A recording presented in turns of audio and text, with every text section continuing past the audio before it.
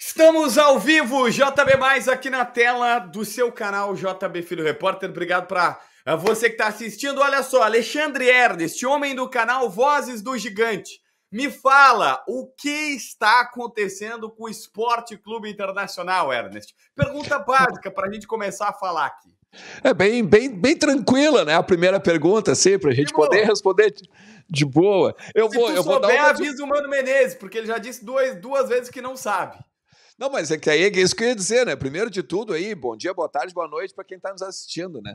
E a resposta para essa é bem Mano Menezes, né? Pô, se eu tivesse todas as respostas, eu não seria jornalista, né? Eu seria técnico de futebol.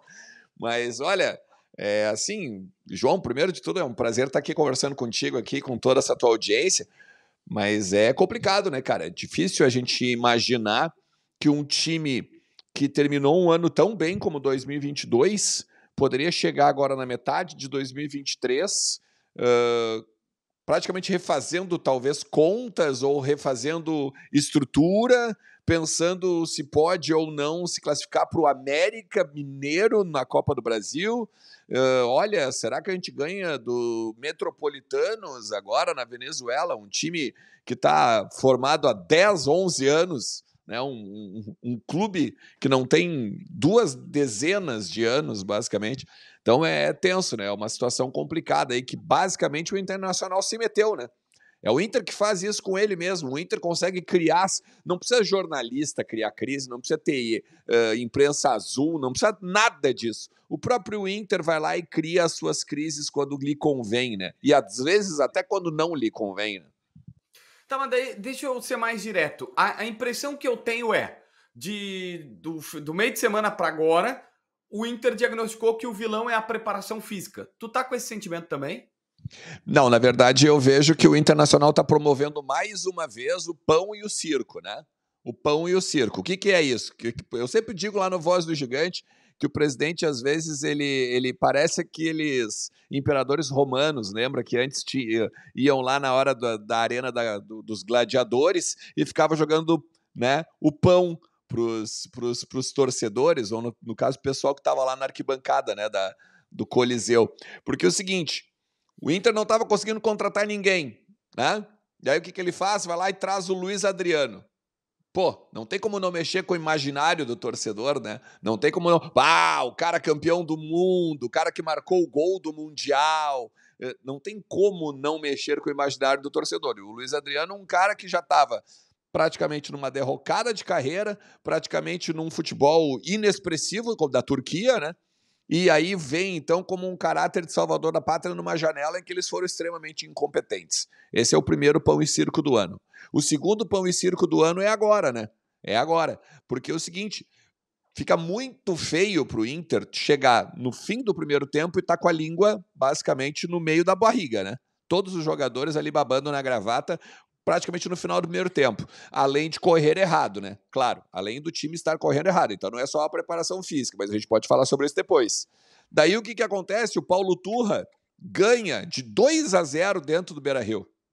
E aí ele vai na hora da coletiva e diz o seguinte: não, tá tranquilo, a minha estratégia foi segurar até o final do segundo tempo, porque eu sabia que o Inter ia ter uma defasagem física, porque é característica do Inter isso. Aí eu deixei para jogar no finalzinho ali, deixei para jogar nos 20 minutos do segundo tempo para trás e ganhei o jogo. Ficou uma forma ridícula, né? O Inter fez papel ridículo em rede nacional. Então, em algum momento, eles tinham que fazer? Dar uma resposta, né? E aí foi o segundo pão e circo do ano, né? Eles vão lá e mandam embora o Giancarlo, né? O Giancarlo Fiorenza, que era o preparador físico, trazem agora um novo coordenador de performance, né, que tinham mandado embora o Hélio Carraveta. É o mesmo cargo, né, do Hélio Carraveta, longevo no clube e tal. Eu nem vou avaliar se o trabalho era bom ou não, mas era um cara que eles excluíram, entre aspas, o cargo, né, que era o coordenador de performance. Agora traz esse cara do Corinthians, multicampeão, isso é inegável, né, um currículo maravilhoso. Mas, é como eu disse, mais um pão e circo. O terceiro pão e circo, sabe o que vai ser? A volta do Flávio de Oliveira. É o preparador físico que o ano passado deu certo. Preparador físico que deu certo no ano passado, preparador físico que mal ou bem todo mundo adora, né? Porque faz uma gritaria no vestiário antes dos jogos, é um coaching, bababá, agora vai, né? Porque o torcedor colorado, ele tá, o que ele tá? Ele tá calejado, João, ele não aguenta mais não ter perspectiva. O torcedor colorado não aguenta mais não ter perspectiva. São 7 anos sem títulos, um mísero gaúcho. São 2 anos sem estar na final do estadual. E enquanto isso, o rival, por mais que tenha caído na segunda divisão, papando títulos, voltando, remontado em 6 meses, sem basicamente dinheiro nem nada, né? E campeão estadual aí. Nos últimos um mês e pouco aí, o Grêmio, o Inter consegue ver o Grêmio ser campeão estadual. Então, acho que esse também é o grande problema, né? Vamos lá. Mano Menezes nessa história toda. O Mano tem grande parcela, eu acho que o Mano tem grande parcela de culpa. E ele, quando ele fala isso no microfone, não é um discurso externo, ele sabe que ele também tem dificuldade. Porque, olha só, eu acho que, primeiro de tudo, ele é o treinador, então ele tem que se reinventar, como ele fez do Gauchão. Eu tô sem um centroavante, não tem o cara botando pra dentro, o que eu vou fazer? Tá, eu vou tentar, vou botar o Wanderson e o Pedro Henrique. Puta, deu certo. Ou seja, se reinventou. Foi lá e conseguiu, mal ou bem ainda, conseguiu fazer alguns golzinhos com um time que ele não estava conseguindo botar a bola na casinha. Só que ele tem outra questão, não só dentro do campo, da questão do treinar, da questão do organizar o time. Ele corroborou com a falta de reforços. E ele disse isso, né? Não, fui eu que disse para a direção, não traz ninguém que não possa elevar a régua, porque eu não quero. Eu tô contigo, direção. Ele falou mais de uma vez no microfone de uma coletiva. Eu concordo com a direção. Nós não temos de trazer qualquer jogador. Nós não temos de trazer jogador simplesmente por trazer, para inflar o grupo e tal, ou então fazer loucuras que o clube vai acabar sendo prejudicado financeiramente.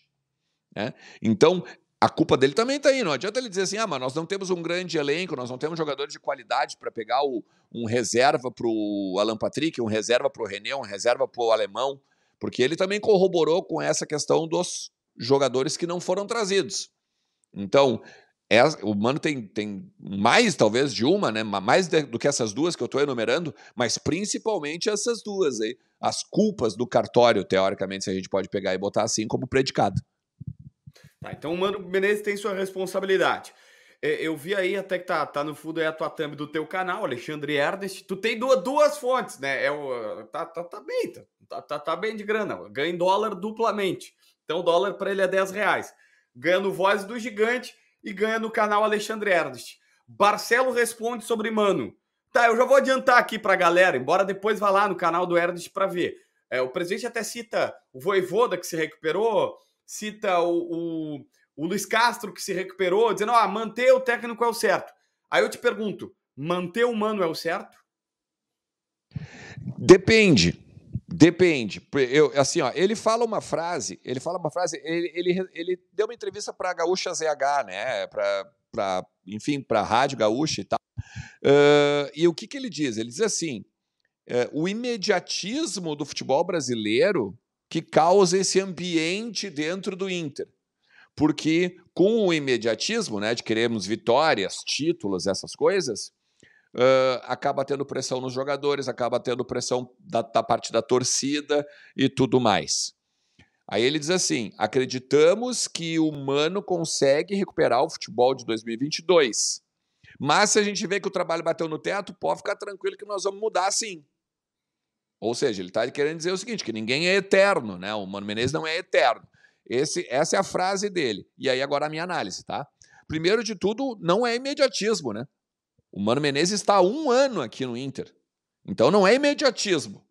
O Mano Menezes tem um trabalho consolidado de vice-campeão brasileiro. Então não é uma questão de imediatismo, é uma questão de resultado. Ele teve resultado. Por isso que se esperava algo mais em 2023.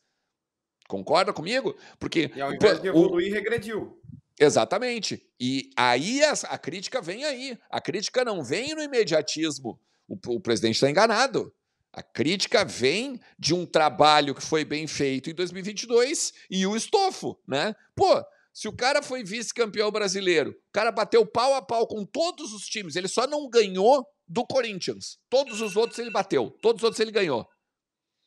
E aí ele renovou o contrato dele com o Inter justamente por 2022. Então, havia expectativa em cima de um trabalho, não é imediatismo. Imediatismo seria se agora a gente pegasse, por exemplo, trouxesse o Abel, se o Inter trouxesse o Abel para o lugar, vamos dizer, do Mano Menezes, e todo mundo achasse que o Abel ia começar a ganhar. Isso é imediatismo. Ah, por quê? Mas por que todo mundo acreditava que o Abel ia ganhar? Porque o Abel é campeão do mundo, porque o Abel já treinou o Inter 7 vezes, porque o Abel é responsável pelos principais títulos do Inter. Isso é imediatismo. O trabalho do Mano ele não é ele não se baseia mais no imediatismo. O trabalho do Mano se baseia numa solidez defensiva de 2022 do Campeonato Brasileiro, de uma solidez do ataque, foi o quarto melhor ataque do Campeonato Brasileiro do ano passado. Quarto melhor ataque do ano passado. Hoje, quando tu vê os jogadores, por exemplo, não botando a bola para dentro, é óbvio que tu vai criticar, né? Pô, o Inter nos últimos 13 jogos, só 3 deles tiveram gol de centroavante. Tua avaliação sobre a janela de reforços do Inter.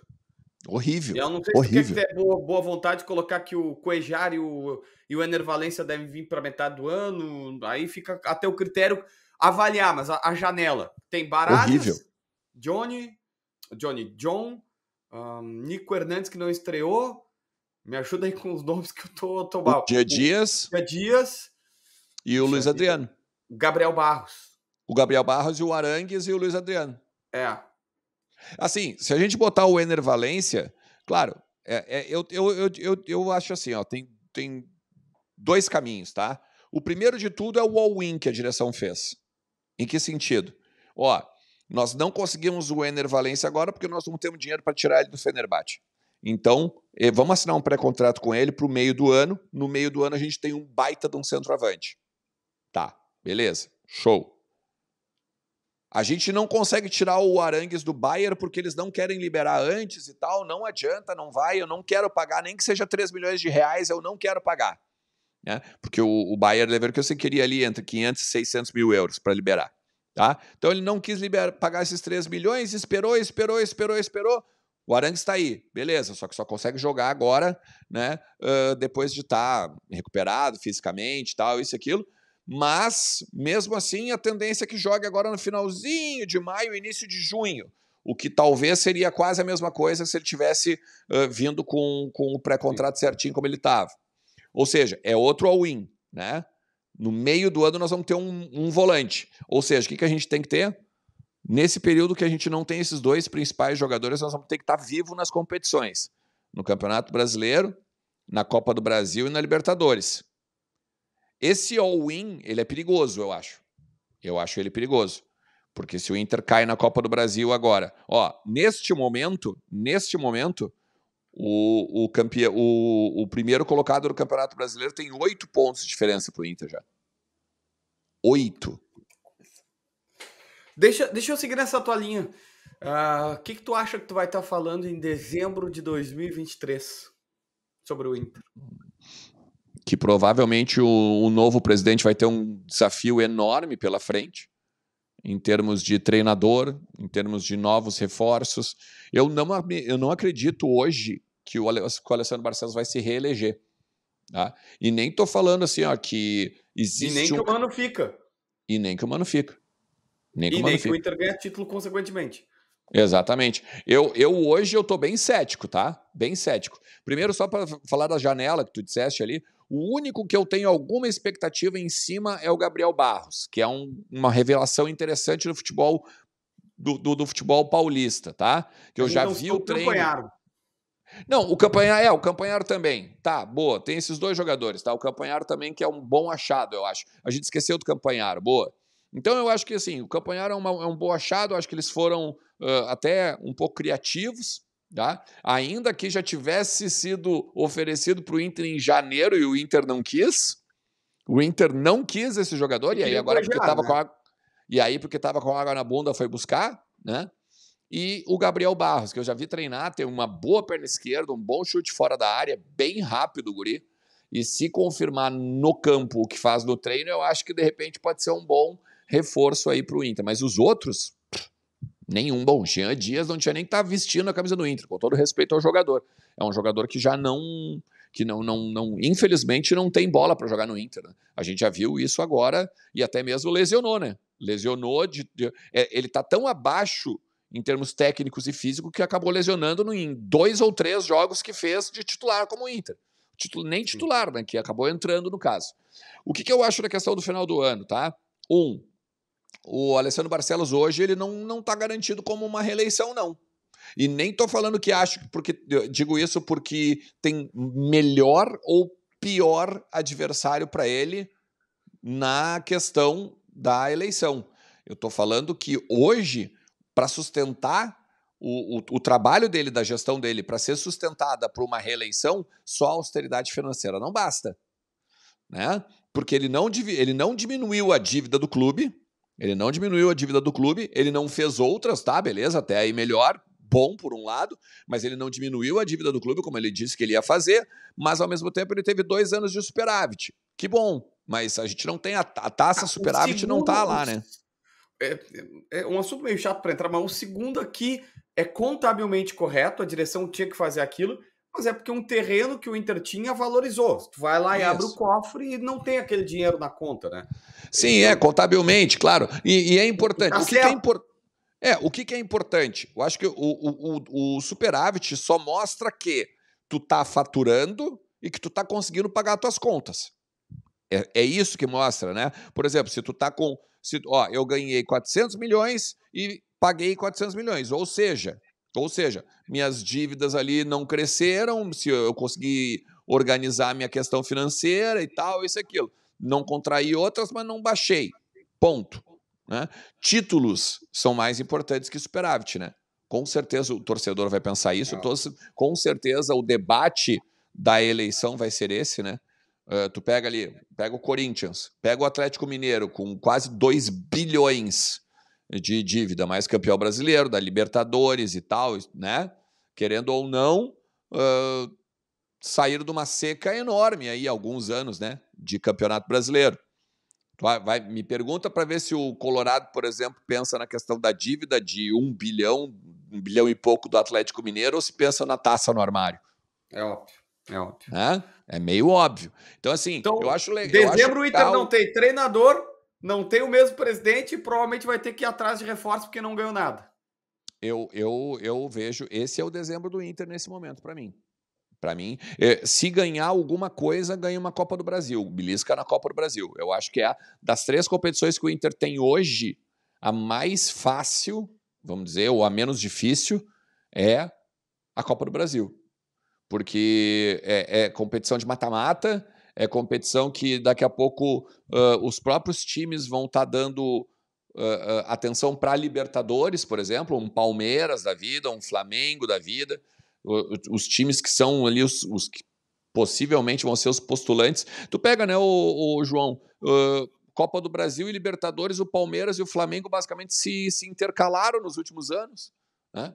É basicamente isso, é esses dois aí que a gente vai ter que bater. Eu acho que é muito mais fácil tu bater esses caras numa Copa do Brasil, que tu pode daqui a pouco especular num dos 2 jogos, né, dos 90 minutos, ali dos 180, do que os demais. Eu acho que na América do Sul tem gente jogando melhor que o Inter, no Brasil então nem se fala. Então eu acho bem mais difícil uma Libertadores ou até uma Copa Sul-Americana, né, se o Inter acabar não se classificando. Eu acredito que o Inter se classifica, né, no grupo dele, né. Mas o prêmio de consolação numa Copa Sul-Americana, bom, daí seria um outro cenário que daí a gente poderia debater em outro momento. Ernest, queria te agradecer, obrigado por participar do JB+, grande abraço e não vou te dizer sorte pro Colorado, porque tá feio, tu mesmo já tá, o prognóstico é teu, que diz que o dezembro vai ser ruim pro Inter, abraço, meu velho. E o que é pior, né, cara, te agradeço aí mais uma vez por estar conversando contigo, o que é pior, pro jogo agora contra o Atlético Mineiro do Cudê, Rafael Klaus, né, é o árbitro da partida, né, então daí fica difícil, né, cara, e aqui também tu consegue ver o quanto o Inter é fraco politicamente dentro da CBF, porque se é um Flamengo, se é um Corinthians, se é um Palmeiras, esbraveja lá, esse cara nunca mais apita um jogo do Corinthians, do Flamengo, do Palmeiras. O Inter tinha que deixar obrigatório dentro da CBF, da comissão de arbitragem da CBF, que esse cara não pode mais chegar perto do Inter depois do que aconteceu em 2020. É tenso. Para quem não sabe, foi o árbitro do lance do Rodinei contra o Flamengo que acarretou tudo que acarretou também. O resto é história, como se fala. Alexandre Ernest no JB+.